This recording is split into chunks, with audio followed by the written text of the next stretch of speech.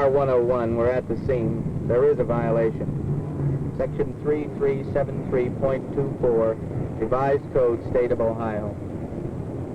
A lot of people here have the illegal product in the parking area. We'll padlock the establishment and bring the operators in for a booking. I hate to do this job, but I guess we'll have to. We'll bring the operators directly down to the station. The law, which is now being enforced in some parts of Ohio, is not interpreted the same way in every community. Still, it is a state law, a part of the Ohio Code. The crime, selling milk on Sunday. Small dairy stores like this one have been open 7 days a week in Ohio for more than a quarter of a century. People have grown accustomed to buying fresh milk and bread whenever they run out. But in recent months, there has been growing pressure to halt sales of fresh milk and food items on Sundays. There are two reasons why. First, the large food stores, which are too big to operate profitably on Sundays because their overhead cost is too high, don't like the fact that their smaller competitors do any business at all on a day when they are closed. And secondly, all retailers who close on Sundays, especially the large downtown department stores, are concerned about the growing trend toward Sunday retailing.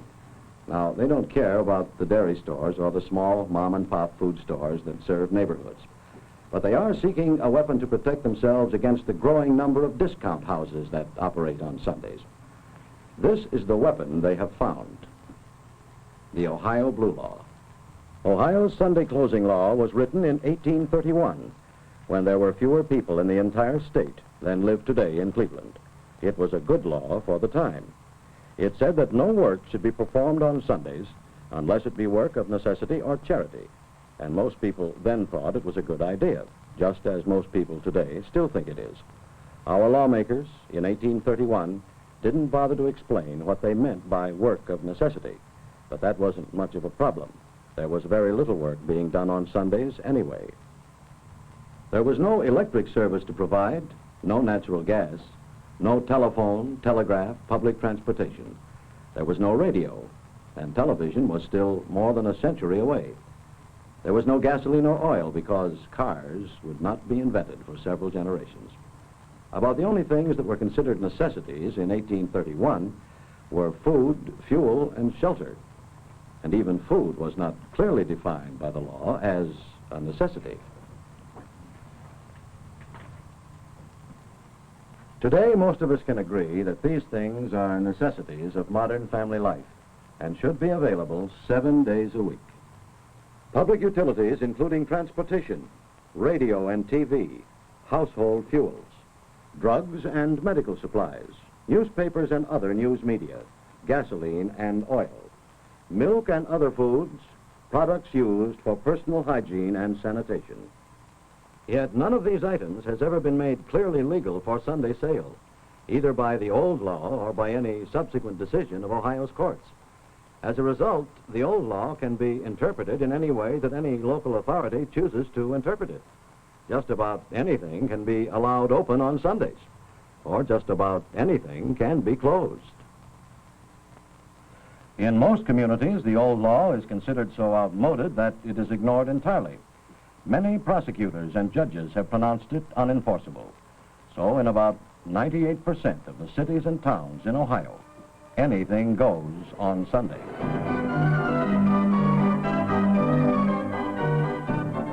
Any businessman who wants to open may do so without fear of prosecution or harassment. A lot of people are sincerely disturbed about this Sunday commercialism, especially church people. They've been calling on their authorities to do something about it. And the retailers who compete with these Sunday merchandisers have been only too glad to join in the song. That's why the ancient blue law has been dusted off in the last couple of years. Some communities are trying to apply the 1831 law to 1962 conditions, and that's where the problem arises. The law doesn't spell out what necessities can be sold, and just about every enforcement authority and judge seems to have a different idea about what constitutes a necessity. It will take 3 years just to litigate the cases in our courts right now. Most of us have a Sunday morning newspaper delivered by a boy like this one. His work can't be considered either necessary or charitable by any stretch of the imagination. But we don't want the boy thrown in jail, so we all ignore this violation of the law. We also like to read our papers on Mondays, so we let the newspaper men gather news and process it on Sundays, so it will be ready for us the next day, even though this, too, is a clear violation of the Blue Law. When commercial announcers or newsmen like me do our work on radio or television every Sunday, it doesn't seem to bother many people, and yet how can anybody consider a TV commercial as permissible under the Sunday law? We permit commercials because we want the programs they make possible. There are hundreds of examples of our hypocrisy about the law. These are only a few, and you probably don't have to worry about these things being taken away because there's no pressure to take them away, even though they may be illegal. But there is plenty of pressure being applied by retail merchants who don't operate on Sunday to take away some other things that the public wants just as much, if not more. Things like milk. In recent months, a wave of pressure has been sweeping across Ohio to enforce the Blue Law rigidly. In the wake of this wave, we've had not only discount stores shut down, but dairy stores, small neighborhood mom-and-pop food stores, neighborhood bakeries, confectionaries, and delicatessens. Maybe this wave hasn't reached your community yet, but it probably will, and soon. Is this enforcement really in the public interest? Let's take a look. Not long ago, Community Research Associates, an independent survey organization, polled people to find out what they want and do not want available on Sundays. They listed 24 different items in random order and asked Ohioans to check only the items they thought the public should be able to buy 7 days a week. This is the list, ranked in order of popularity. These items of general merchandise were very unpopular, as you can see. They are wanted on Sundays by fewer than 20% of the people. These items, on the other hand, are wanted by most people.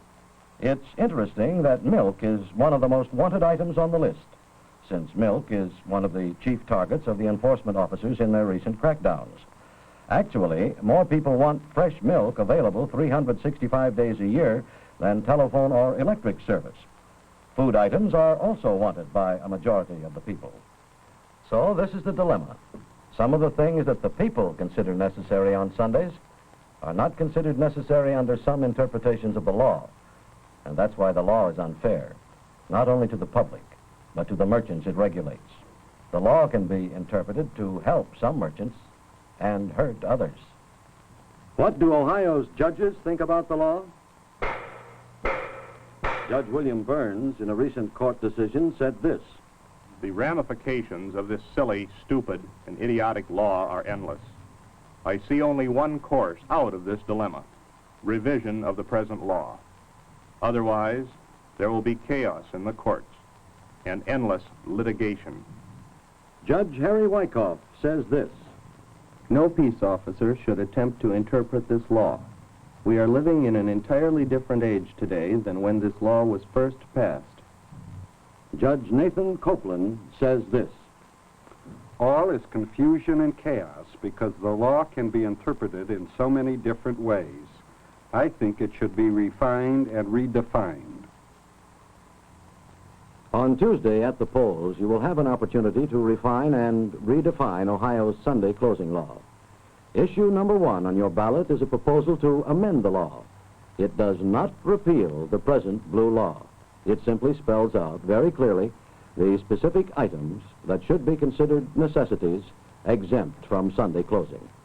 These are the items: milk and other foods, products used for personal hygiene and sanitation, public utilities and transportation, radio and TV, household fuels, drugs and medical supplies, newspapers and other news media, gasoline and oil. If the amendment passes, it will have the effect of limiting Sunday commercialism to these specific items. At the same time, it will guarantee your right to buy these items whenever you need them, 7 days a week. The amendment is on the ballot because 500,000 Ohioans throughout the state signed petitions to put it there. The petitions were circulated by the Lawson Milk Company, one of the firms whose small dairy stores have been open on Sundays for 23 years, but are now being threatened with closure unless the law is modernized.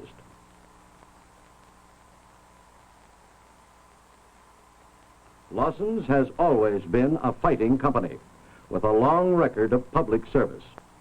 This is William Howlett, Lawson's chairman, who is campaigning actively in behalf of the issue. Is that one of the new model cars you're driving, Mr. Howlett? No, that's a 1919 Model T. And Ohio's blue law is 88 years older than that car. That's interesting. Mr. Howlett, how's the campaign going?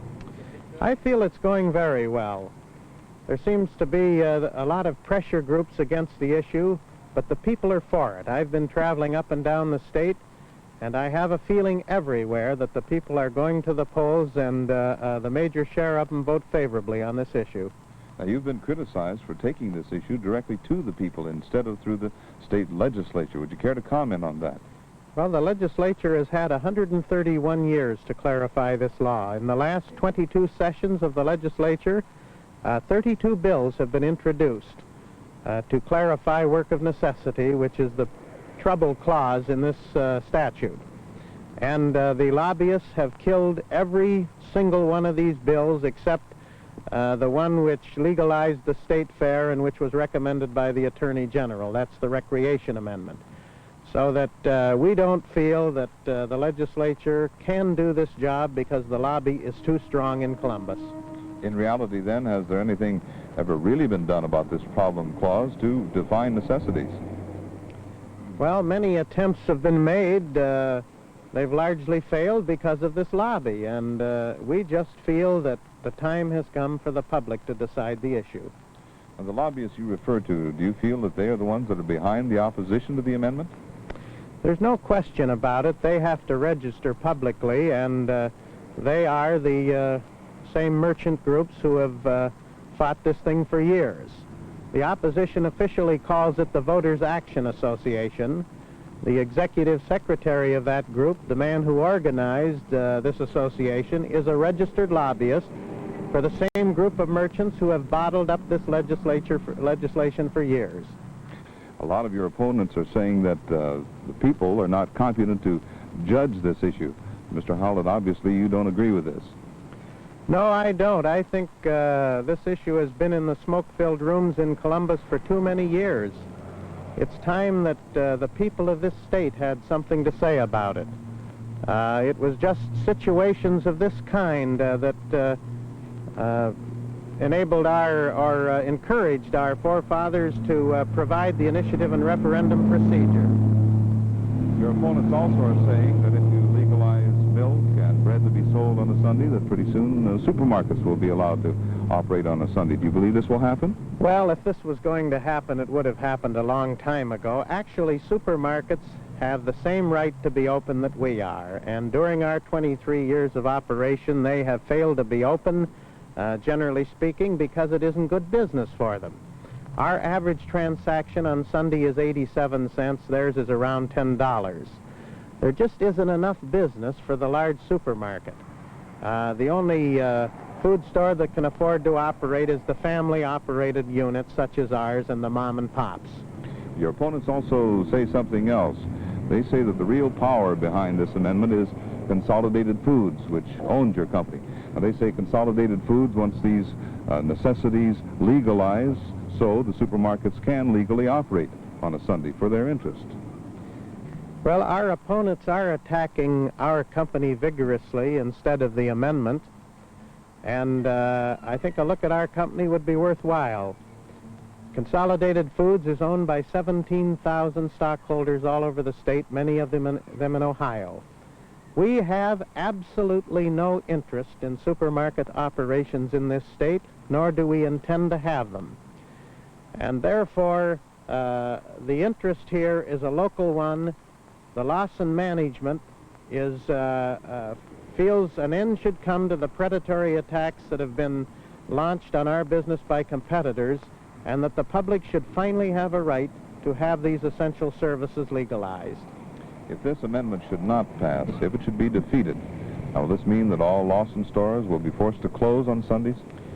I presume that some communities will enforce the law as they are now doing. It's difficult to predict how the law will be interpreted because that's up to the local law enforcement operators. But if we are forced to continue operating under a cloud of illegality, so will the gasoline stations, the drug stores, the radio stations, the TV stations, and those other essential services that we seek to legalize by this amendment. Now, we don't like this cloud, and we want to clear it away. We think the public wants it cleared away because I think everybody wants fair play, and that's what this amendment seeks to achieve.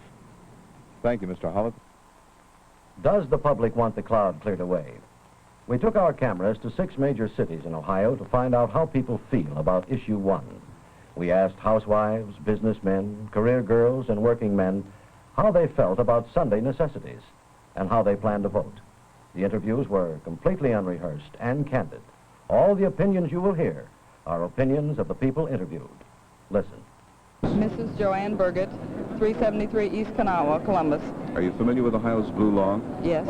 Issue number 1 on the ballot this November is to amend that law to make the necessities available on a Sunday. Are you in favor of that? Yes. Would you tell me why, please? I have a family. A lot of times you need milk on Sunday, or you need gasoline, or some necessities. Transportation. You have children? Yes, 2 boys, How old are they, please? 14 and 8. It's been necessary, then, I assume from what you say, to buy such things as food, or you want to make a trip, gasoline for the car, or drug items on a Sunday. Yes, not general shopping, just what I consider necessary household items. This is a privilege, then, you'd like maintained? Oh, yes. You'll vote yes on issue 1. Yes, Thank I you will. very much. Would you tell me your name and address, please? Ivor Young, 1620 Berkshire Road, Columbus, Ohio. Thank you. You're familiar with the Ohio blue law? Yes, I am. Issue number 1 on the ballot this November is to amend that blue law to make necessities available on a Sunday. Will you vote yes on issue 1? Yes. May I have your reasons, please? Well, as I understand the amendment, it will only be as to necessities that can be sold on Sunday. It won't be the out-and-out commercialization on Sunday that we have during the business days. Therefore, due to the family necessity, it doesn't seem repugnant to me to have this kind of commercialization on Sunday. Are you a family man, sir? Yes. You have children? Yes. Have you found it necessary on a Sunday to yourself buy such things as a newspaper or drugs, perhaps, or Quite food items? frequently. We don't plan that well not to have to go to the store on Sunday. This is a privilege you'd like to see maintained, then. Yes. Mr. Louis Rosenbaum, And your address? 3300 Homestead Street. That's in Youngstown? Yeah, that's in Youngstown on the south side. Thank you. Uh-huh. Are you familiar, sir, with the Ohio blue law? Yes, I am, sir. Will you vote yes on issue number 1 to amend that law? Yes, I will. Would you tell me why, please? Well, I believe that if someone is sick and you need to go to the drugstore or something like that, that you should have it open so that you can go there and purchase what you need in case you have a sick child or something like that. Have you found it necessary in the past to buy gasoline for your car or articles for personal hygiene or Yes. food for use on a Sunday? Yes, I have, and I do believe that certain stores should be open on that. And you believe this is a privilege that you want kept? Yes, I do. I think any citizen that's voting should think likewise and realize if they have a child or something like that, there should be some place that they can purchase those necessary items to do that. Will you vote yes on issue 1? Yes, I will. Would you tell me your name and address, sir? Bob Edwards, 317 Westminster in Austintown. In 1831, Ohio passed and put on the books a law, the so-called Ohio blue law. Are you familiar with it, sir? Yes, sir. Will you vote yes on issue 1 to amend that law this November? Yes, sir, I certainly would. May I ask, do you have a family? Yes, sir, a family of 4. That's your wife and 2 children? No, wife and 4 children. And 4 children? That's right, sir. Boys, girls, they evenly split, or how? 3 boys and 1 girl, sir. Have you found it necessary to buy such things as milk or bread or Commodities food? on Sunday, I certainly drugs? have. You have? Yes, sir. And you would not like this privilege, I assume, taken away from you? I would not, definitely not. Would you vote yes for issue number 1? I vote yes for issue number 1. Thank you very much. Yes, sir. Would you tell me your name and address, please? Mrs. James T. Moran, 2101 Harrison Avenue, Westwood. Mrs. Moran, have you ever had occasion to buy gasoline or other products for your car, or food products, or prescription or patent medicine drugs on a Sunday? Yes, I have, many You have- times. Do you have a Sunday paper delivered? Yes, we do. Listen to radio or TV on a Sunday? Very much. This is a privilege, I assume, that you would like to keep, then, maintain? I certainly would. Will you vote yes on issue 1? I shall. May I ask you why, please? Well, I believe in things that are so necessary that you must be able to go and get them. There's just no reason why you shouldn't. Would you tell me who you are, please? I'm Mrs. John Bob, 1930 Vine Street, And who's your apartment young... 9. Thank you. Who's your young friend here? This is David. This is my little boy. Hi, David. Are you familiar with Ohio's blue law, Mrs. Yes, Barr? I am. And will you vote yes on issue number 1? Yes, I will, because, well, I think it needs to be amended, really. Have you found occasion to buy such things as gasoline or drugs or food on a Sunday in the past? Oh, yes. Yes. Do you do the bulk of your shopping through the week or on a weekend? I do it through the week, the bulk of it. But I find that there's always a time that I've forgotten something or I have extra company. May I have your name and address, please? M.L. Hahn, 2375 Montana Avenue. Have you had occasion in the past, sir, to buy, let's say, gasoline for the car or food items or perhaps medicines on a Sunday? Definitely. This is something you would like maintained? Yes, sir. You will vote yes, then, for issue 1? I sure would. Thank you very much. Who are you, please? Mrs. C.F. Rosso, And your address? 15 East Sharon Avenue, Glendale. Are you downtown doing a bit of shopping today? Yes, I am. Are you familiar with Ohio's blue law? Yes, I am. Will you vote yes on issue number 1 on the ballot this November? I will vote that they shall sell only necessities. Would you tell me your name, sir? John Delbeck, Where do you live? 2545 Sylvania Avenue. May I ask you your line of work? I'm a brokerage consultant. You are familiar with Ohio's blue laws that was passed in 1831? Yes, I am. And issue number 1 on this November's ballot, will you vote yes for that amendment? Yes, I will. This is the Necessities Amendment. Will you tell me why you're voting for it? Well, there should be no reason why in America, when necessities are needed, there should be any restrictions on these. You are then in favor of updating the law, bringing it up to date? I am. May I ask your name and address, please?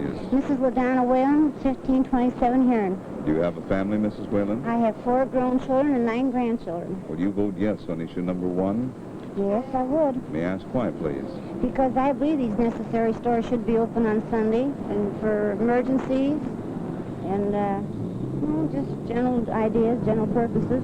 Have you found it necessary to buy food items, such as when the grandchildren perhaps come Yes, to visit? yes. I run out of bread or I run out of cookies for the children. I needed milk when they come over. I don't keep it in the house for just the 2 of us, you know. Drug items, perhaps? Yes, lots of times. Yes, aspirin or medicines, you know. As the Ohio blue law stands now, as it was passed in 1831, it is also possible to close down utilities and the publication of newspapers, the broadcasting of radio and television. I assume you wouldn't want to see that happen. No, You will vote yes on issue I number will 1? vote yes on issue number 1. I sure will. Thank you, Mrs. Whalen. Thank you. Who are you, please, sir? I'm Mr. John Ryan. And where do you live? 2001 Gay Drive. In Kettering. Thank you. Very south of Dayton. On the ballot this November will be issue number 1. This is for amending Ohio's blue law so necessities may be sold on a Sunday without interference.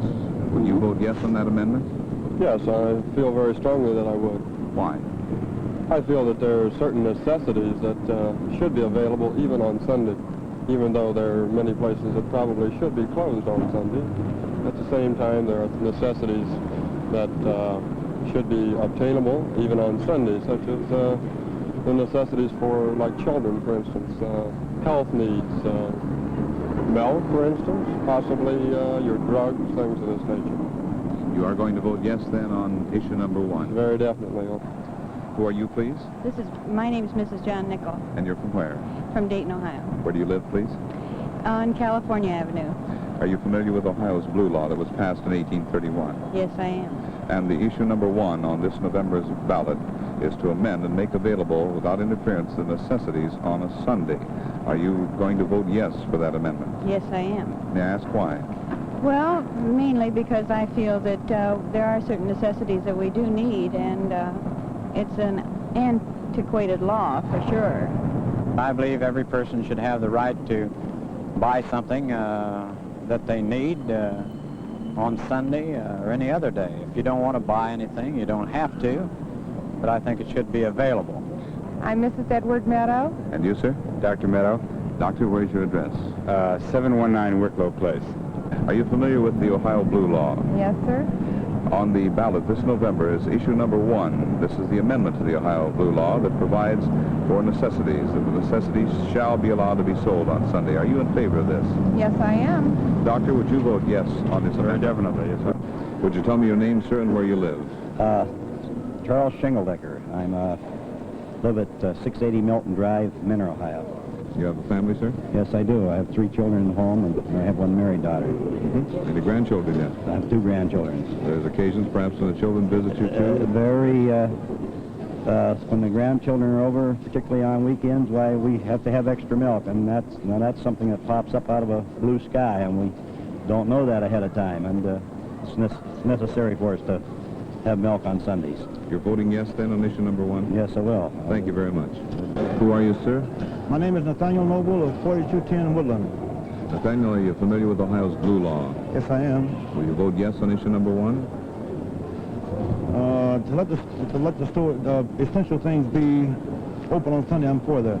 Would you tell me your name and address, please? My name is Louis Ma, and I live on Clarence Avenue in Lakewood, Ohio. Are you familiar with Ohio's blue law? Yes, I am. Will you vote yes on issue number 1 to amend that law? Yes, I will. Would you tell me why, please? Yes, I believe every person should have an opportunity to purchase things on Sunday. I have a brother that has four young children. He needs his milk and bread, and he has to get his gasoline for work, and you can't get everything in 6 days. It takes, I think, 7 days. I think certain things should be open on Sunday that are needed, are necessities, not furniture or things like that, but necessities, I think, should be open on Sunday.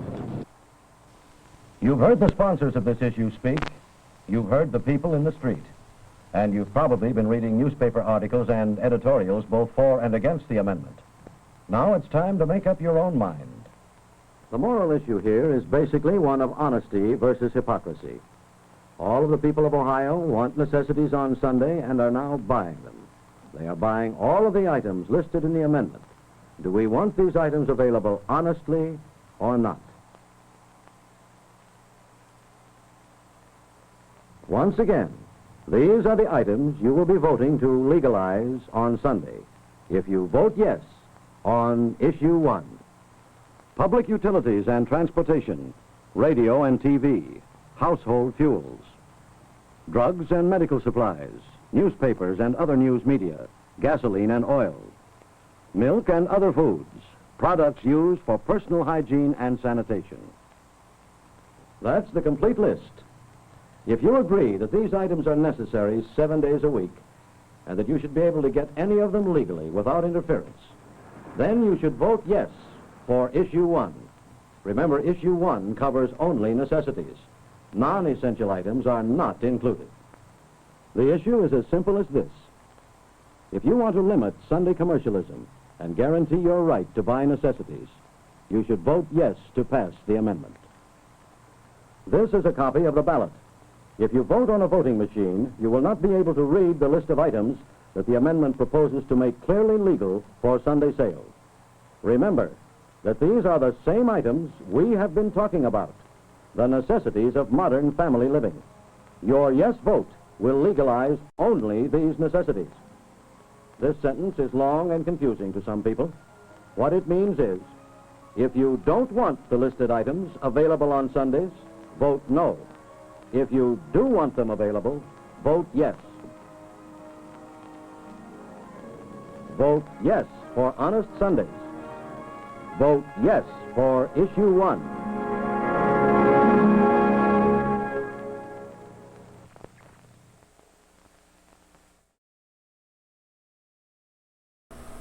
So vote yes for Honest Sundays. Hey, I'm Skip Elsheimer. Welcome to the AV Geeks Lunchtime Streaming Show. That was by Movie Makers. It was a company out of Cleveland.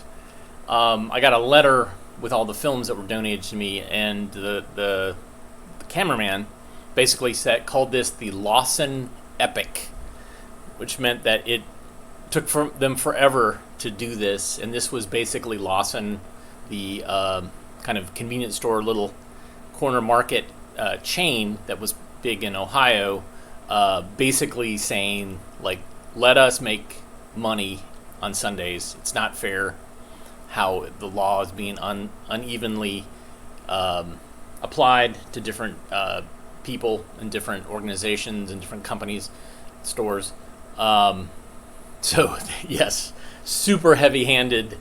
Vote yes for Honest Sundays. I love that. It's so fascinating. And, you know, this is one of the reasons I like to collect old films, because it highlights things from our past that we kind of forgot. Like, oh, yeah, blue laws. Huh. And I think blue laws still exist in most states, but like for weird reasons and weird things. In North Carolina, it's related to alcohol, of course.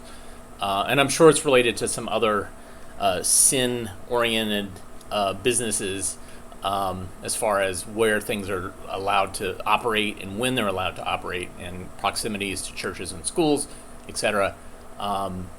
But this reminds me of I was doing a digitizing project where I was digitizing a bunch of TV ads for an archive, and there was this whole thing about how margarine in the state of New York, it was then now legal to have margarine look yellow like butter.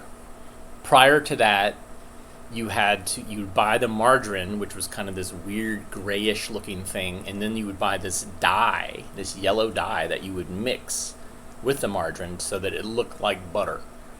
Because in New York State, it was illegal to make margarine look like butter because the dairy lobby did not like the fact that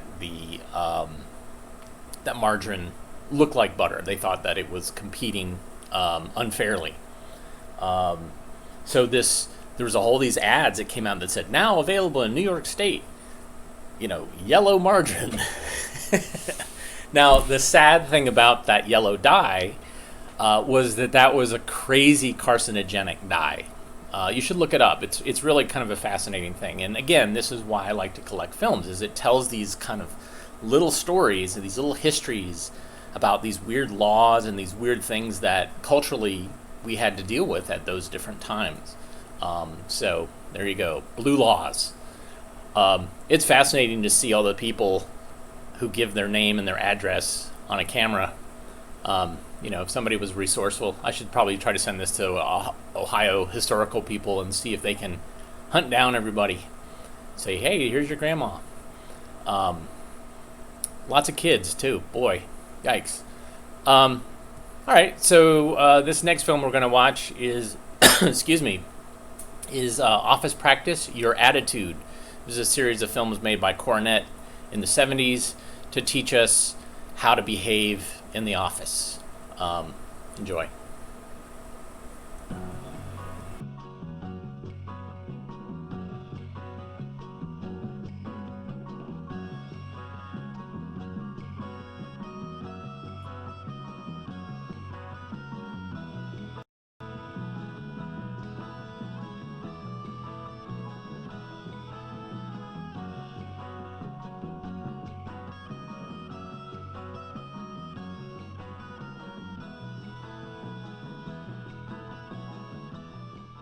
Going to work.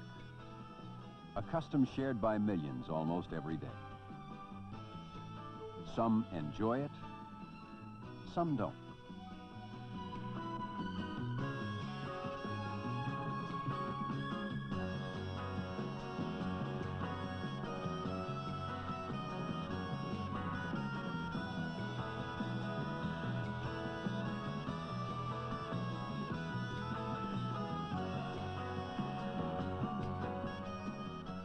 Satisfaction with a job, even success in a job, depends heavily on a simple thing called attitude. A wrong attitude can prevent anyone from doing his best. But a good attitude lets you look forward to going to work. And it lets you do a better job. Joan Monroe, a bright young secretary, is a good example. She realizes that her attitude toward herself will influence impressions she makes on others.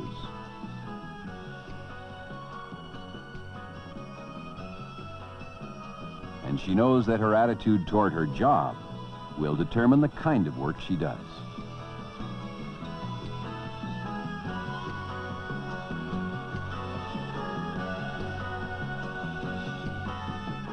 Joan has the right attitude.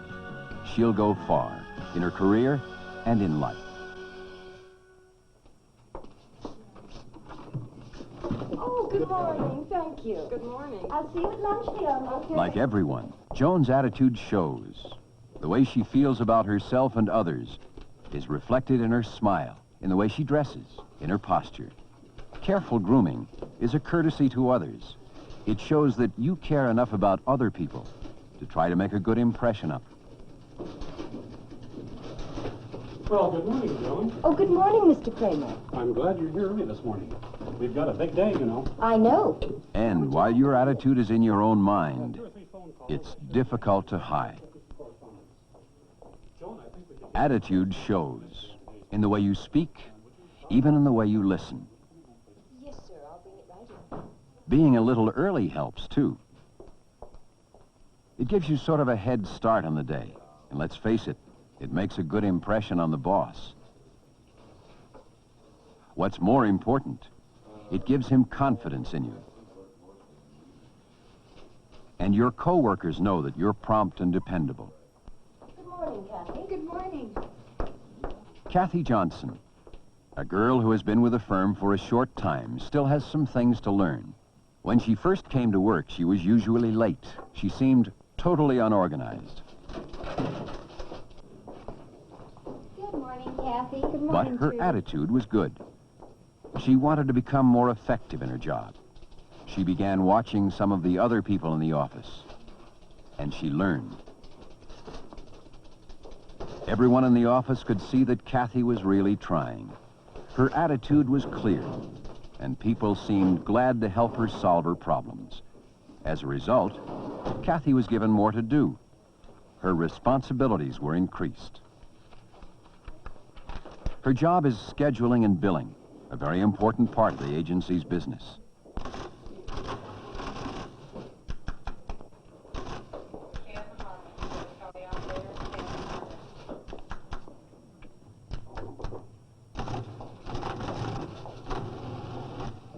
Kathy, this is Mr. Sakuda. He's brought our new machine. Oh, great. Nice to see you.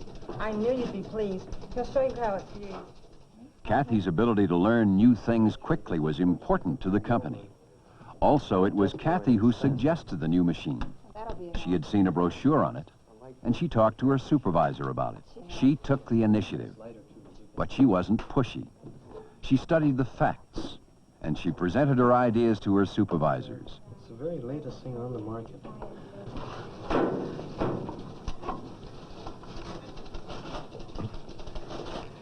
I turned it on. Good. Can you show me how to divide? Now, what is this for? Do you know yet? That's your calculator. Okay. Oh, I just love that. Click it again, and it clears. Because of Kathy's attitude, they listened to her and accepted her suggestions. Items like that, too. And then you We enjoyed meeting with you last week. Joan is the secretary for Mr. Kramer, a key executive with the I company. feel that we can meet upon a satisfying and mutual agreement. Their attitude towards each other is vitally important to their relationship and the success of the company. If she resented his authority, if he didn't respect her secretarial skills, they would fail. Joan's attitude is that she wants to please Mr. Kramer. To do this, she tries to show him that she is dependable, efficient, always loyal. Fine. I'll have these letters for you just after lunch. Thank you. Oh, I almost forgot. I've revised this report, and I'll need to have it retyped. I must get it in tonight's mail. I'll have it for you, Mr. Kramer. Thank you.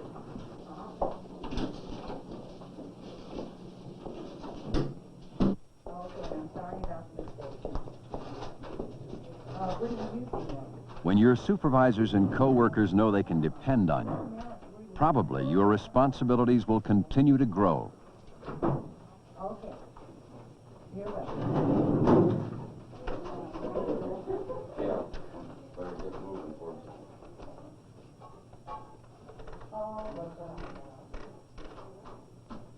If you can develop an attitude which lets you tackle each new assignment with enthusiasm, probably the rewards will grow too.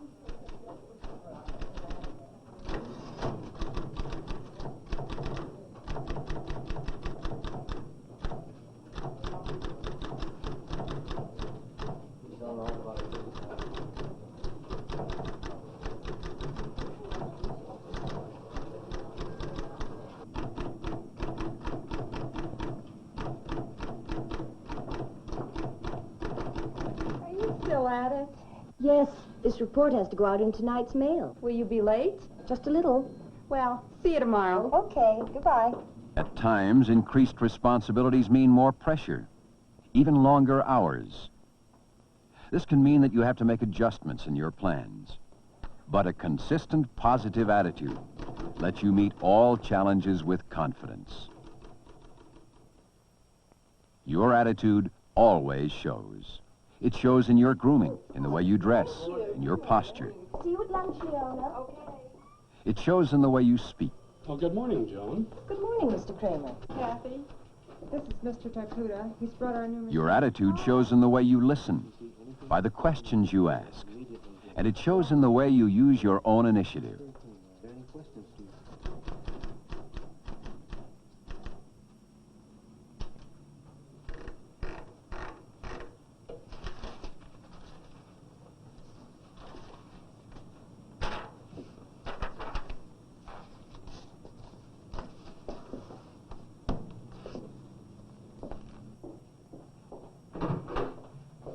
Mr. Kramer, here's the Oh, report. yes, thank you, want Joan. it? Appreciate it. Thank you very kindly. Good.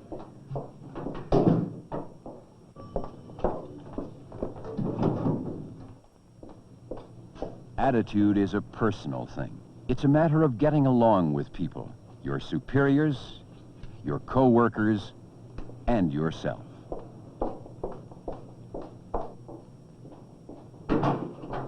Will there be anything else, Mr. Kramer? No, that'll be all for today, Joan. And I'll get this to the mailroom on my way out. Good. Good night. Good night, and thanks.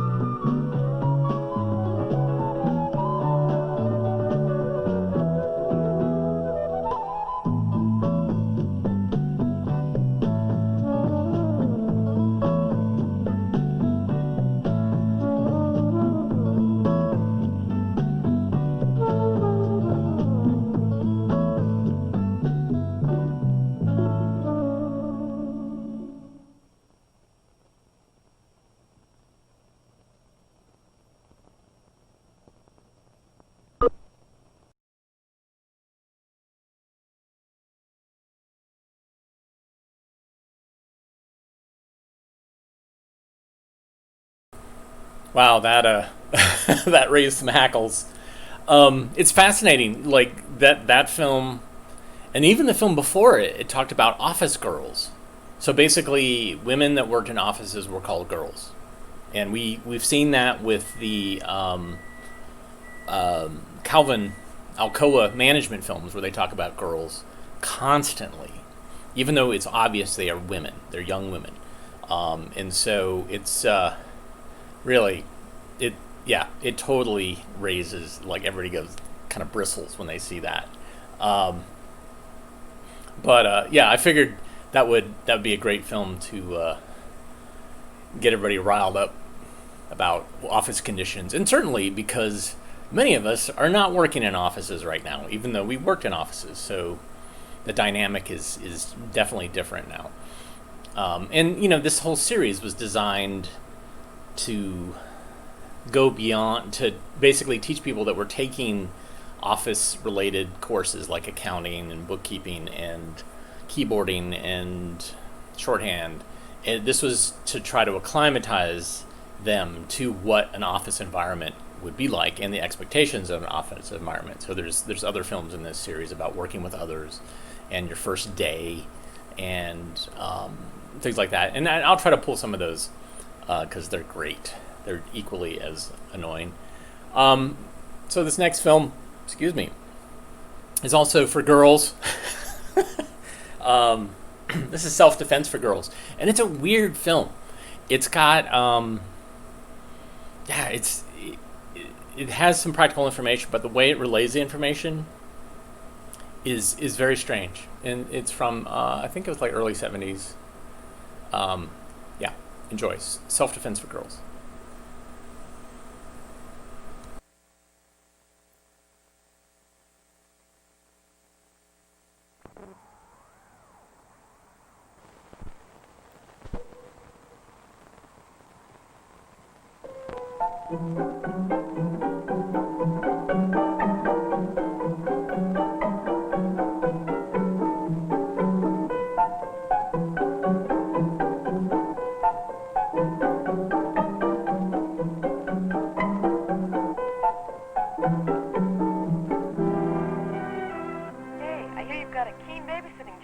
It's posh. They've got just everything.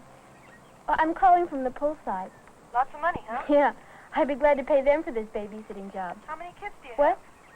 Oh, just one. A little boy. He's cute. Hey, you can swim, can't you? You've been off that diving board? Okay.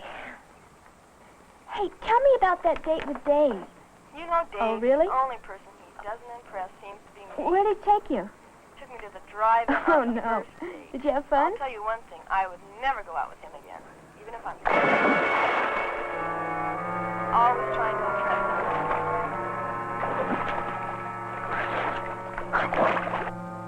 You can't swim! Oh,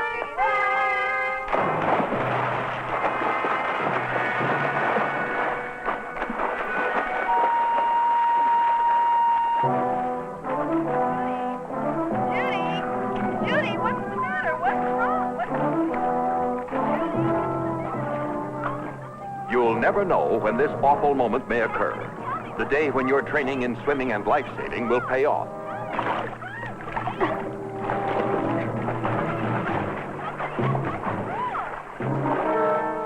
Linda, get the operator and get me some help.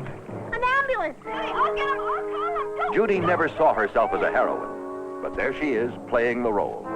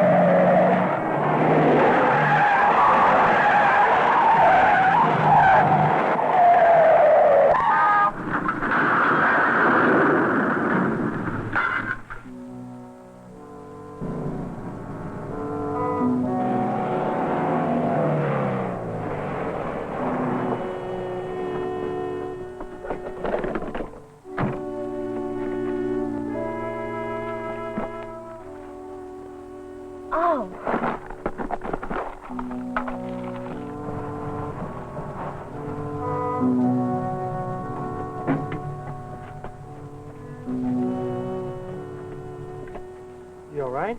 You have a blanket or something we could put over him? I think he's in shock. Yeah, I'll get it.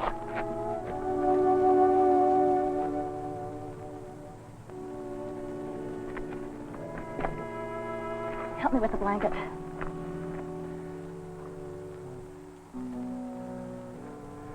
I'll go ahead and phone an ambulance. All right. An accident can take anybody by surprise. Suddenly, you're faced with an emergency. Now, those things you learned in first aid class and thought you forgot are put into use.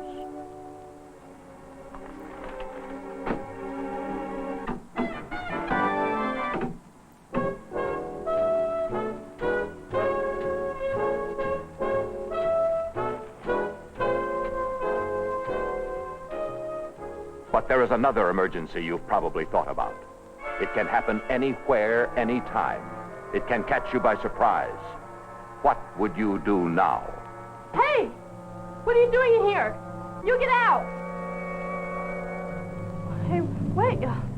Stop. Stop. Wait.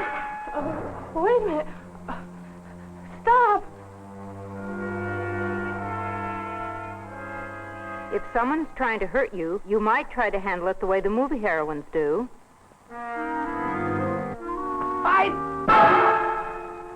But that only works because he helps.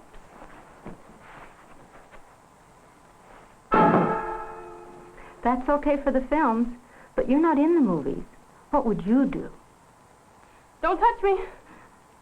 Don't hurt me. Leave me alone. Leave me alone. Now that's the way to really get hurt. If you beg for mercy, it just shows that you're defenseless. Don't be a willing victim. All right, then I'll fight you. Good. Well, you got the right attitude, but this isn't very effective, is it? Well, what can I do? You could have locked the door. But I forgot. Then run away. Escape from the threatening situation. But I'm trapped. I can't run here. Ah. When you're cornered, then you have to defend yourself. And there are a few simple things that you can learn. Come on, we'll show you. Your first line of defense is your legs. If you can't run with them, you can kick and stop a strong attacker. This is the way to kick. You get your head back out of fist range. You raise your knee and kick out with a very snappy action. Try that. Kick with the bottom of your foot and kick hard. Very good. Come on over and I'll show you how much power you have. Now just kick at this pad here. Good and snappy now. Okay, once again, and really hit it hard this time. The speed is very important. The faster you kick it, the more power you get. Now, Judy, you try it.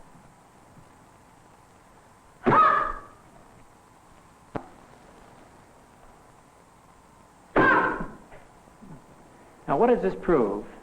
You can kick with enough force to stop a big monster my size. The knee joint is a very clever piece of machinery, but it's easily damaged. You can kick it and sprain it, buckle it, or dislocate it. When you kick it, it crumples. Carol, this is the answer to your question, what can I do? You can keep your distance from me and stop me with one swift kick.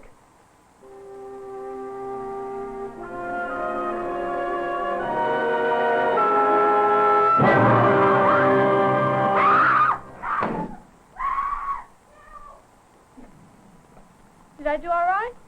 You bet you did. If I hadn't rolled with this kick, I'd be crawling out of here now. To avoid getting hurt, you'll have to hit your assailant hard. Hurt him, and then get out of there. And if that kick misses the knee and hits the shin, that's okay too. That's very painful. Is kicking the only thing we can do? No. Your defense depends on the situation. Remember that little incident at the front door the other night? Oh, yeah, that. Well, good night, Bob. Sure was a keen movie. Yeah, it sure was.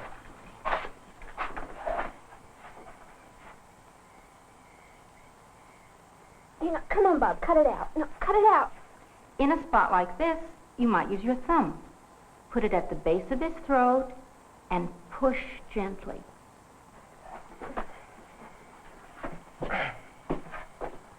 Yeah, well, all right. Good night, Judy.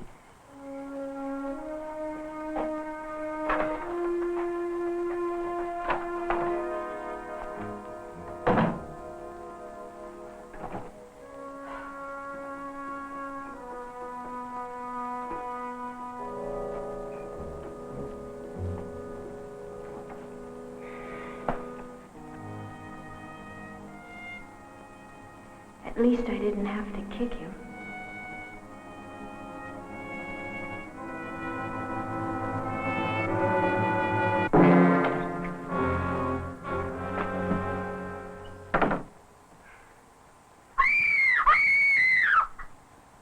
Oh, it's you. Yes, it is. And your first response was correct. You screamed and made lots of noise.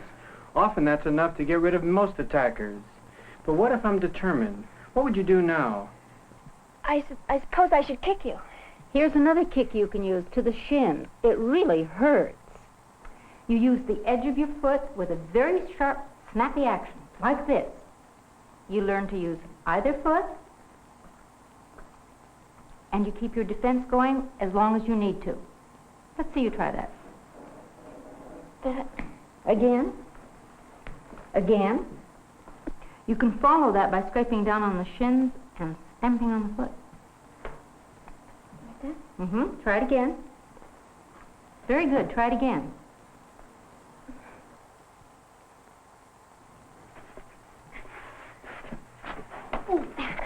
Yeah, usually a few kicks is enough to get rid of anybody, but I'm going to be persistent. What do you do now when I grab you like this? How would you handle this? Keep on kicking? Yes? Can I hit you too? Yes, you can. Let us show you how and where to hit.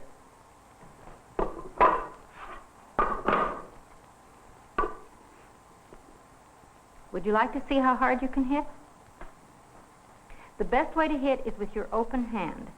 Fingers together, hand slightly cupped, and the thumb must be against the forefinger. You hit with a sharp, snappy action. Is this going to hurt? Not if you do it. You hit right here. Now let's try it. 1, 2... Judy!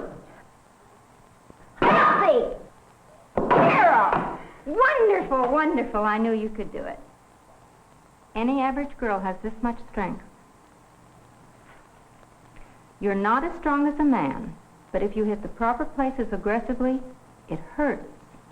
The sensitive areas are here on the forearm, into the side of the neck, and you all know how sensitive the nose is. So the thing to do is to keep hitting. But for best results, I want you to smash down on the forearm, hit into the side of the neck, and then bang down onto the nose. Oh! Ooh. Help! Help! Help! Did I do all right? Yeah, it's too much of all right. How many times do you have to hit him? What's the right amount of self-defense? Enough to let you escape. And the smart thing to do is to get out of there as quickly as possible. Get away from your attacker. Betsy, what's your problem? You're looking doubtful. I can see how this stuff would work. But you know what the spooky thing is? Suppose they grab you from behind. Well, the answer to that is, don't let them. If you think somebody's following you, turn around so that you can face the threatening situation and do something about it. Yeah, but suppose you don't see them, and they're just out there, and they reach up and grab you.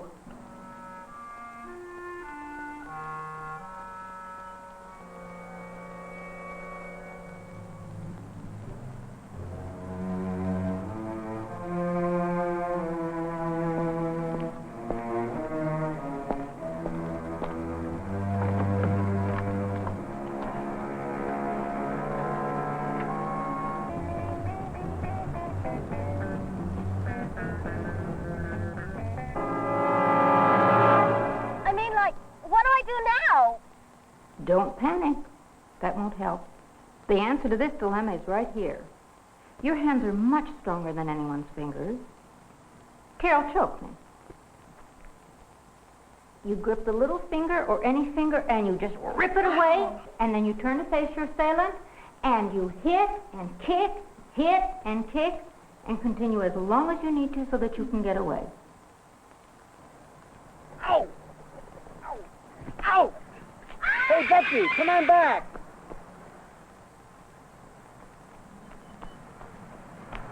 Hey, I think that really worked. I think I could really get away. Well, the same finger bending works well in other situations, not so desperate. But in any situation, remember, you don't have to be a victim. Just keep away from those fists. You won't be hurt if you keep your cool and act defensively. Even though your hands are locked behind you, there's a solution. There's a way of meeting every attack, and these ways are effective. They really work. With a little practice, your reaction to being grabbed becomes automatic. Once you stop the attack, you can get out of there. Get help. If you learn a few simple techniques, you can be ready for most situations. You may never need them, but if you're ready, you'll have confidence. You won't be fierce fighters. Girls aren't. But if there's danger, you must respond in a positive manner. Scream, kick, hit, until you can get out of there. Most of you learn how to swim, and there's something you don't forget. You learn the rudiments of first aid so you can help somebody that's been injured. You can learn self-defense the same way and remember it the rest of your life. Then you'll be ready for an emergency.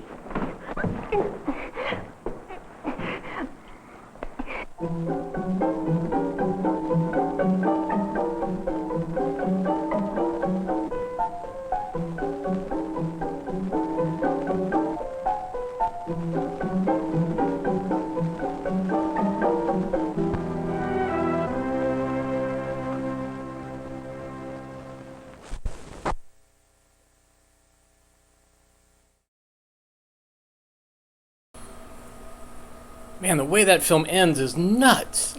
It like gives these young women like things that they can do, and then that last scene is basically that girl like, wow, crazy. All right, this next film is I mentioned this. What was the film that I showed? The Eyes Have It, or Do They? And somebody, there was a glass blowing scene that seemed very reminiscent of another film. And that other film was Glass, which is a Dutch film about glassmaking that's also intercut with jazz music. So here it is, Glass.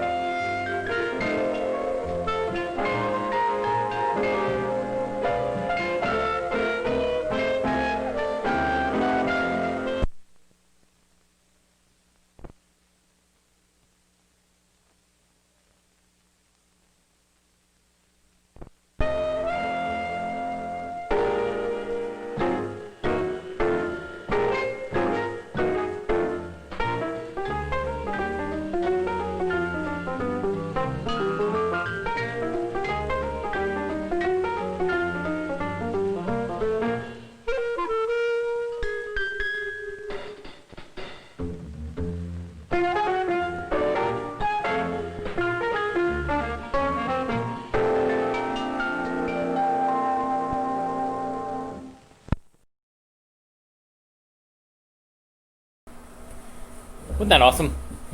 I'll tell you, it's what's annoying is I don't know if you noticed at the end, the Charlotte Mecklenburg Library logo was cut in before the credits. Such an annoying thing. I've never seen a library do that, but that's what they did. I can't complain too much because I got all those films for free. This was a situation where they had a library sale and they were selling all their films. And so I got all these emails, people saying like, oh, Skip, you have to go here, you have to go here. And so what I did is there were so many films that I basically contacted the librarian who was in charge of the sale, and I said, I'll tell you what, I'm interested in the films, so whatever you have left, I'll take off your hands for free. And it turned out to be probably like 400 or 500 films. It was crazy. I filled up my little Ford Ranger bed with it. All the films that I picked up, and they were amazing things, including a film that I had been looking for years, Quasi at the Quackadero. Anyways, so Glass, amazing film, and I think that there are many, many films that were made, manufacturing films, that are definitely an homage to Glass, if not just a complete ripoff. Okay, what time is it? Let me just say thanks, everybody, for donating. William, thank you for donating coffee. Even though I showed you a mime film yesterday, and I know that you don't like mime films. If you donate more than $25, you can get a t-shirt, and you just email me. There's a note when you donate. You email the size and the address that I send it to, and these will be printed up next week.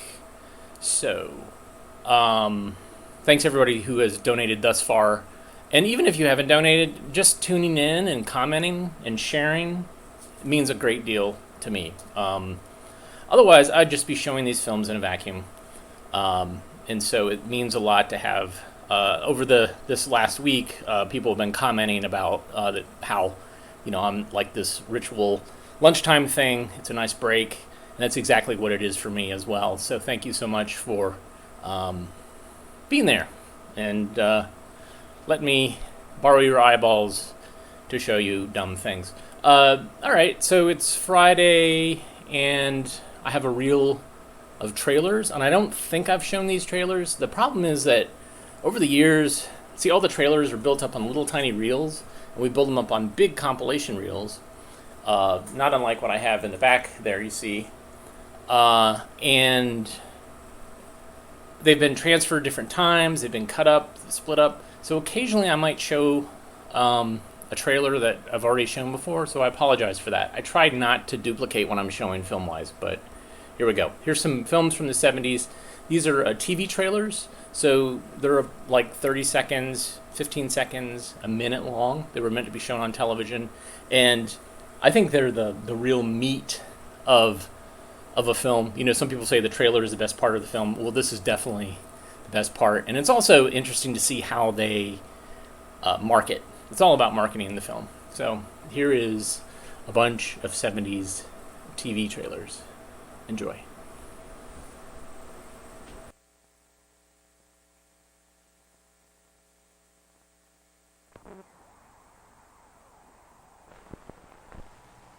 Soon all will be possessed, but the first to be taken is the child.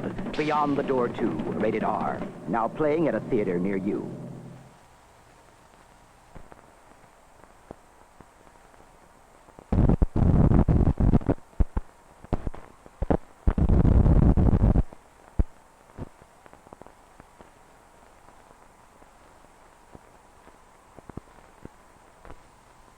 Soon all will be possessed, but the first to be taken is the child. Beyond the Door 2, rated R. Coming soon to a theater near you.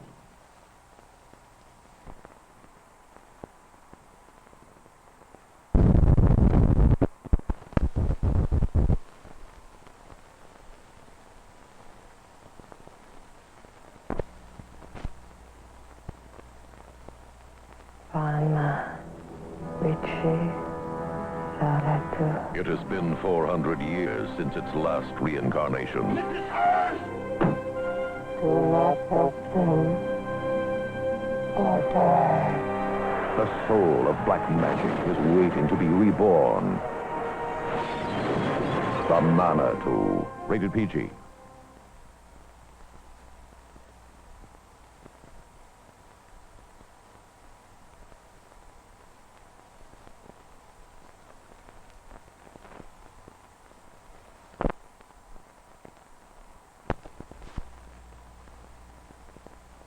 How long have you had this? 3 days. It has been 400 years since its last reincarnation. Any pain? It moves sometimes. The soul of black magic is waiting to be reborn.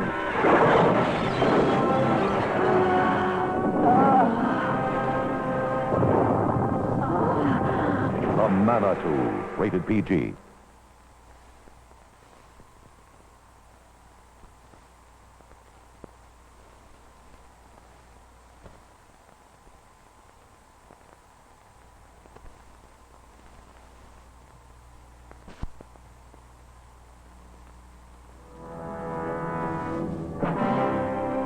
The Manitou, starring Tony Curtis. John! Michael Ansara. What does a white man want with Indian magic? Susan Strasberg.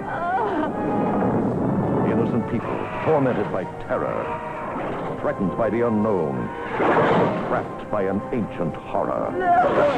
The Manitou, rated PG.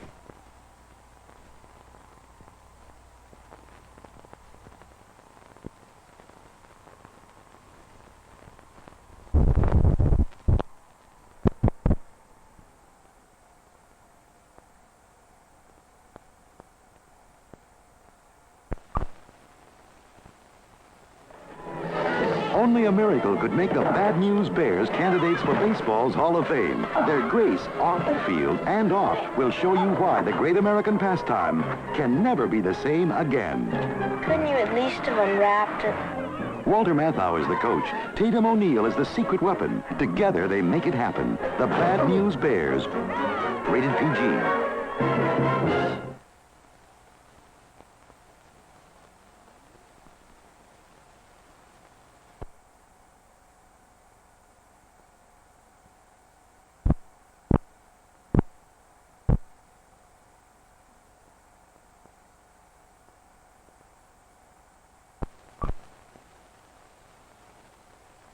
Baseball is a sport that brings out the best qualities an athlete can have. Grace, style, skill, precision. A team that has all of this and more is the Bad News Bears, and what they do to baseball is a national disaster. The Bad News Bears, all they need is a miracle. Rated PG.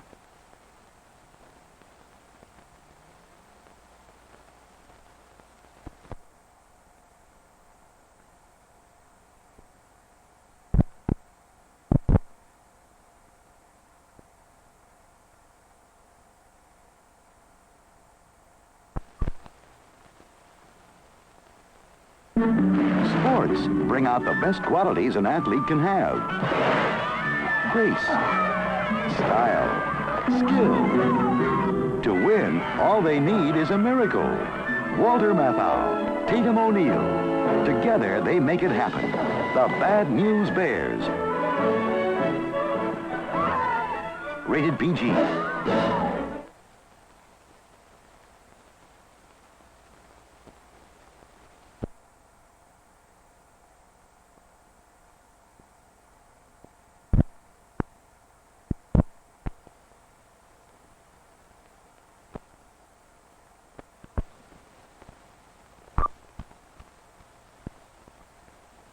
Academy Award winner Walter Matthau. That's the most ridiculous thing I ever heard of. Academy Award winner Tatum O'Neal. I'm almost 12 and I'll be getting a bra soon. Rolling Stones, 11 years old. I know an 11-year-old girl who's already on the pill. Don't ever say that word again. Together they make it happen. The Bad News Bears. Rated PG.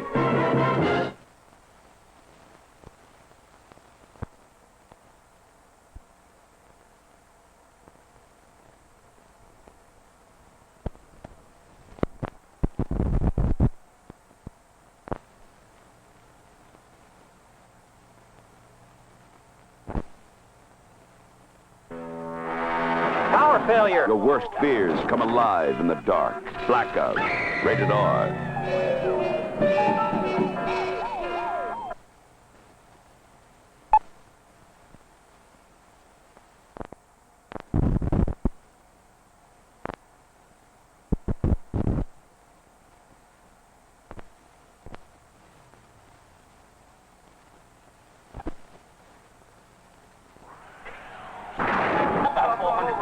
New York City. The night the lights go out. Blackout, starring Jim Mitchum, Robert Carradine, and Belinda J. Montgomery. Without lights, without law, the most dangerous city in the world explodes in rage. Blackout, from New World Pictures, rated R.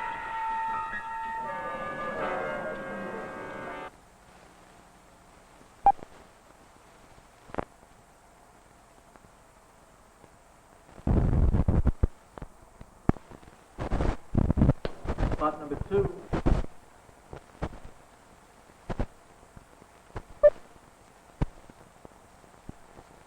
Can I schedule myself for 4 hours? Have you ever been with a liberated college girl, sir? No. I wouldn't push my luck. They are a wild bunch. My goodness! What are you doing? Oh, my God. It's the wildest tale ever out of school. The Seniors, rated R from Cinema Shares.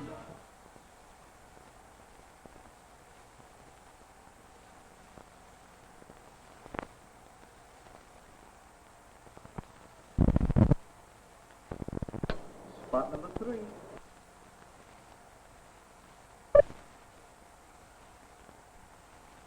I got the money! They turn studying into a ball. And it becomes the biggest business of all. We're paying you $500,000 for a 49% interest in the Phantom Corporation. We're rich. We're number one. We're number one. Come on, drop in on The Seniors, rated R from Cinema Shares.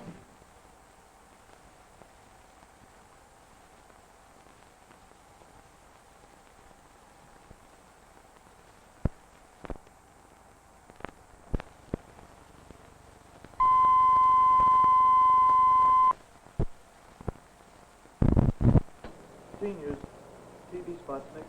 Take 1. Spot number 1.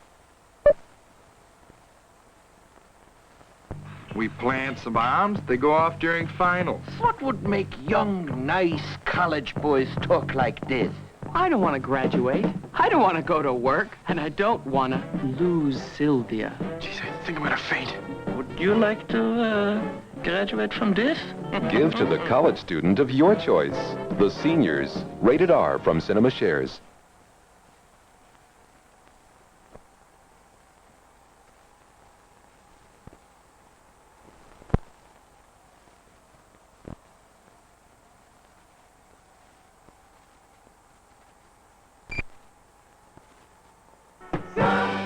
It's almost summer at Pacific High. Time for Donna to do something about Daryl. You have a nice smile. Thank you. Time for Christine to do something about Bobby. Time for Bobby to do something about Kevin.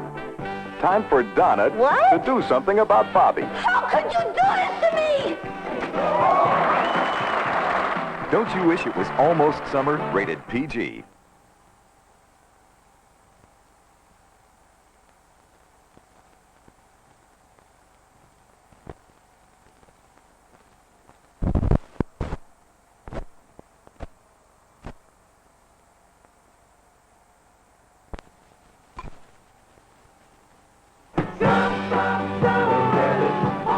It's almost summer.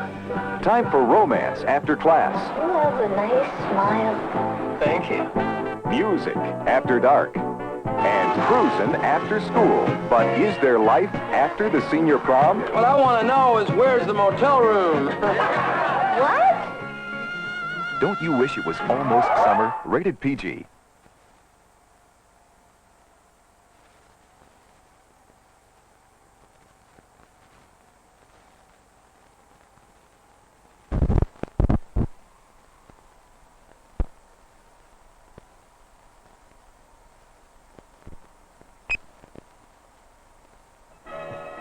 We've now come down to the championship match. I want to go with you next time. The time I took you, I bowled 146 to finish out of the money right in the hole. That's right.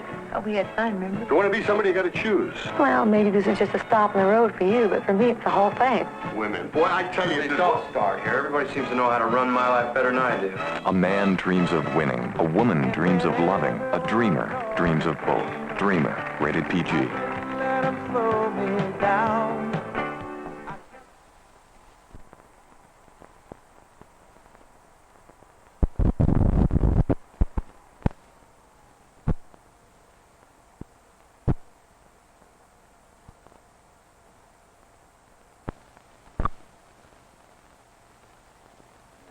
It's Tatum O'Neal in her first motion picture since Paper Moon. She's a little older I'm almost 12 and I'll be getting a bra soon. and ready to play the game by her rules. If I win, you play baseball for the Bears. And if I win? Name it. Academy Award winner Walter Matthau. Academy Award winner Tatum O'Neal. The Bad News Bears. Rated PG.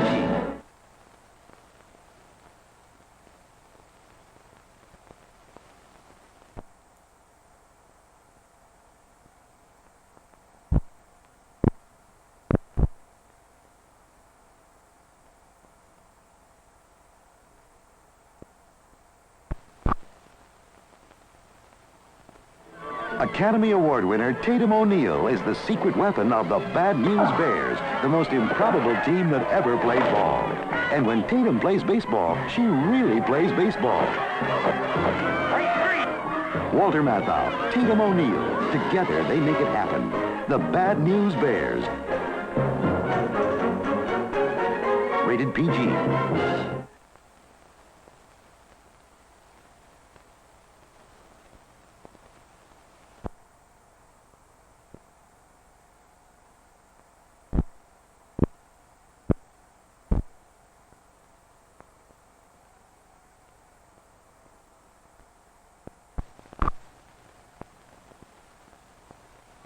Walter Matthau taught the Bad News Bears everything he knew about baseball. To win, the Bears really need a miracle. Academy Award winner Tatum O'Neal is their miracle. Academy Award winner Walter Matthau is their coach. Together, they make it happen. The Bad News Bears. Rated PG.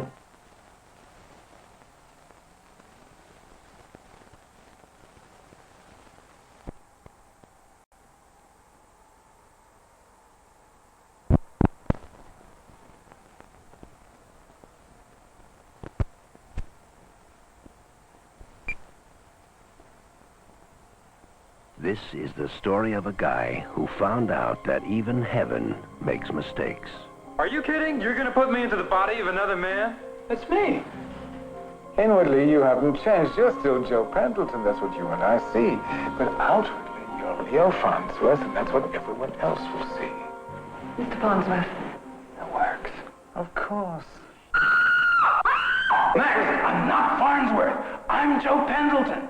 Farnsworth was murdered by his wife and his private secretary. I'm not really Leo Farnsworth. What? Why are you looking at me like that? Just memorizing your face. I want to memorize everything about you, so no matter what happens, I won't forget you. What's going to happen? Warren Beatty, Julie Christie, Heaven Can Wait. Rated PG.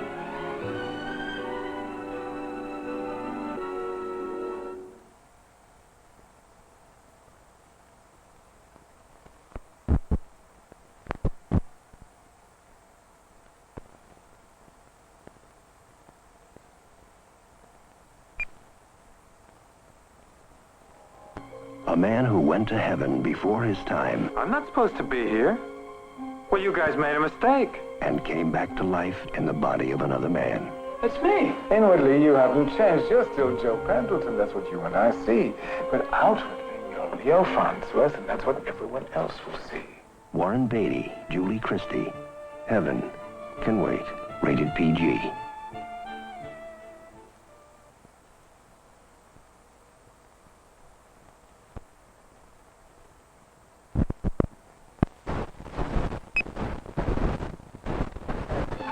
What has two heads, 412 legs, a German accent, a solid right hook,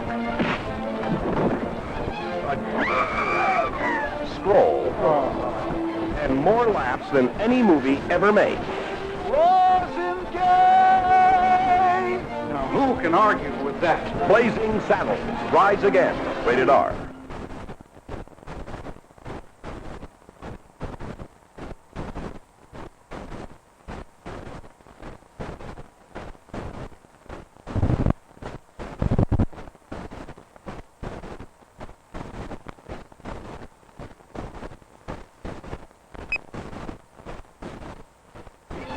What do these people have in common? I'm working for Mel Brooks. They all do. Cleavon Little, Gene Wilder, Madeline Kahn, Harvey Korman, Alex Karras, Dom DeLuise, Slim Pickens, and Mel Brooks in the funniest film of all time. Are you crazy? They'll never go for it. And then again, they might. The amazing Blazing Saddles Rides Again. Rated R.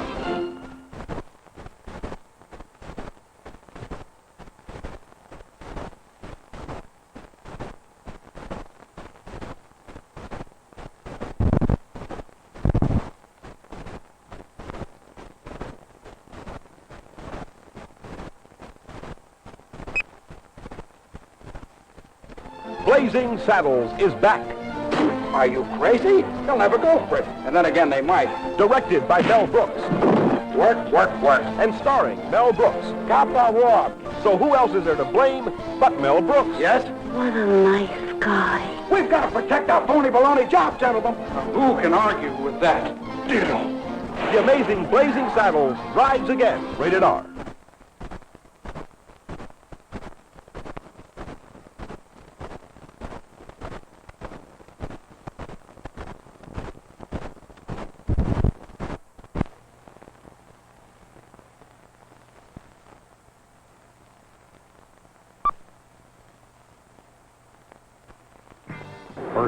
Field. Two cops who use every trick in the book as they crack down on the nastiest game in town. Why'd you kill those kids? Why'd you kill that old couple? We're gonna make dog food out of you.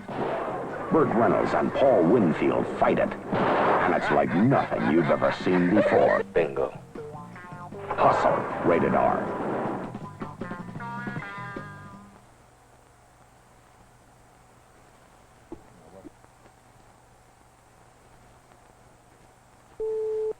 Number 2 revised.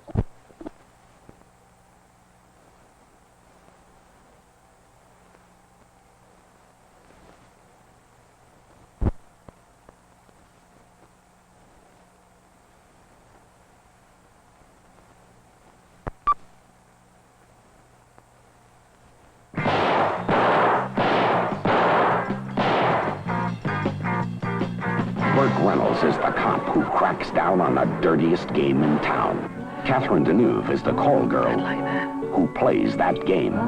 They meet, they love, and it's like nothing you've ever seen before. Hustle. We all do it. Rated R.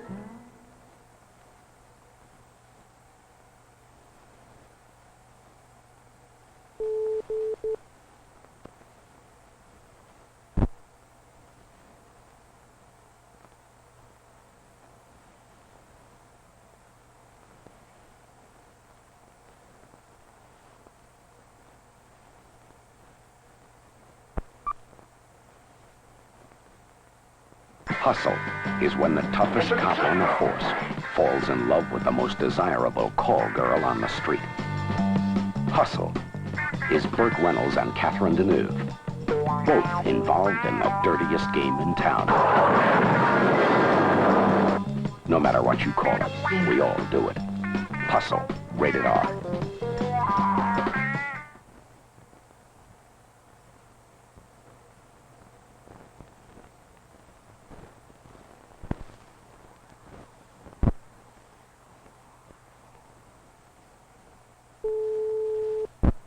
30-second spot, number 6.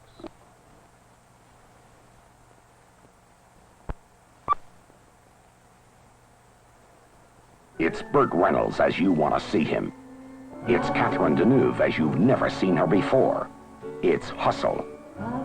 The motion picture that brings them together in a bold and daring story of a different kind of love.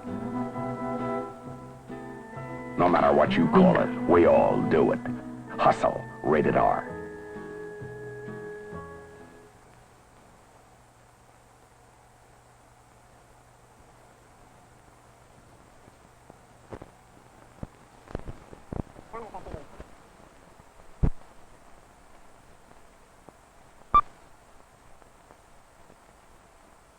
In 1968, George Romero brought us Night of the Living Dead.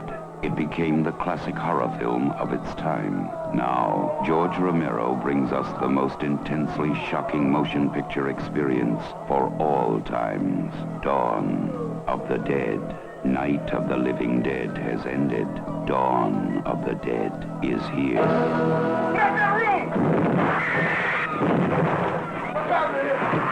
It gets up and kills. The people it kills get up and kill. They must be destroyed on sight. When there is no more room in hell, the dead will walk the earth. Dawn of the Dead. This picture contains scenes of violence that may be considered shocking. No one under 17 will be admitted.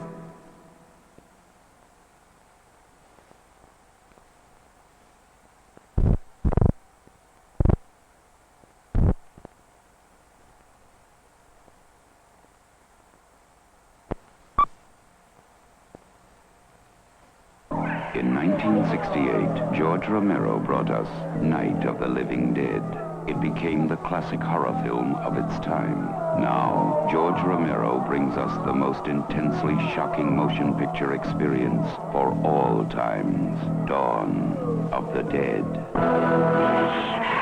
Dawn of the Dead contains scenes of violence that may be considered shocking. No one under 17 will be admitted.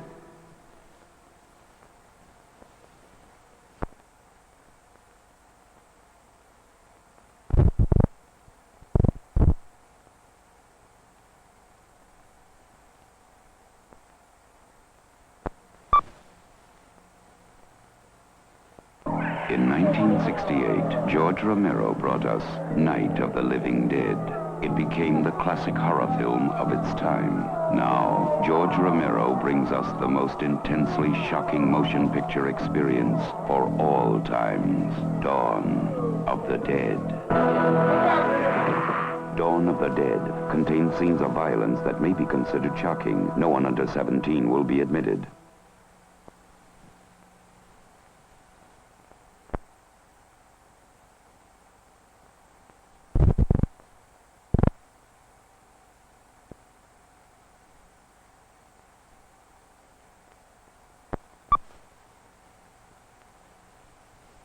In 1968, George Romero brought us Night of the Living Dead.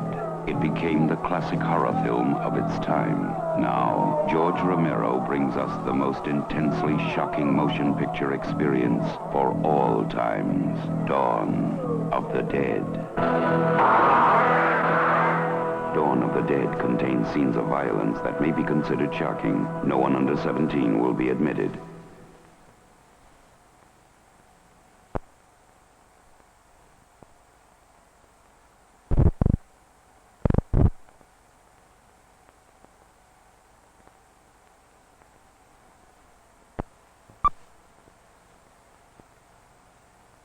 In 1968, George Romero brought us Night of the Living Dead. It became the classic horror film of its time. Now, George Romero brings us the most intensely shocking motion picture experience for all times. Dawn of the Dead. Dawn of the Dead contains scenes of violence that may be considered shocking. No one under 17 will be admitted.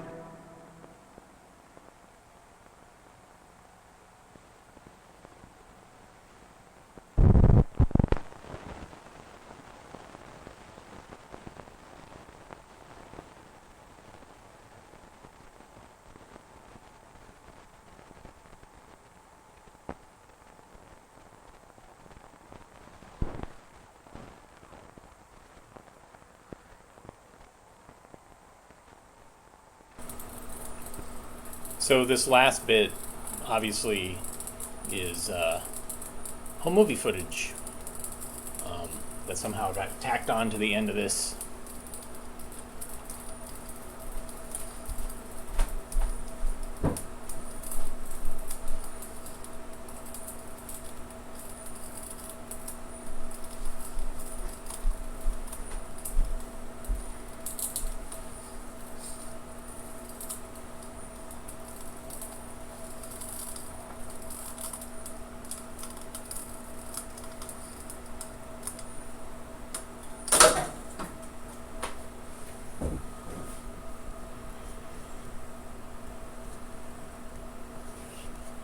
Yeah, so there you go.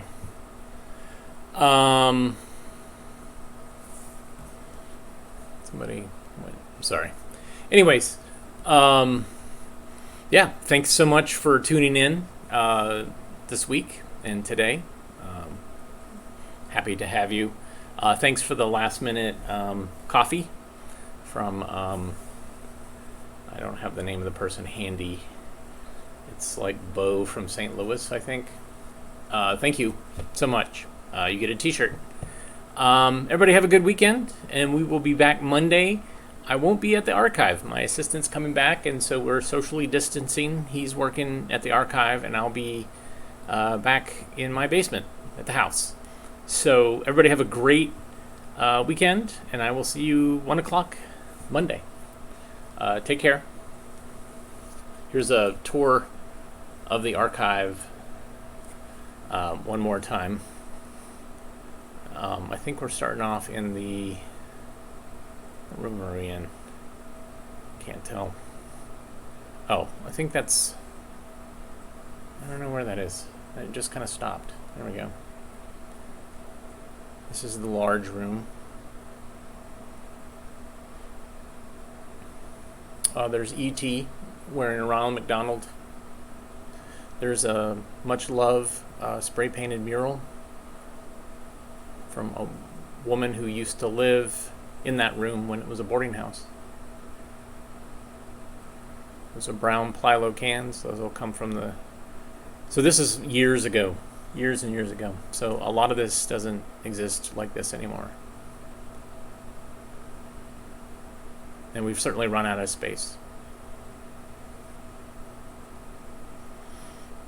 But thanks everybody, and we'll see you soon. Bye.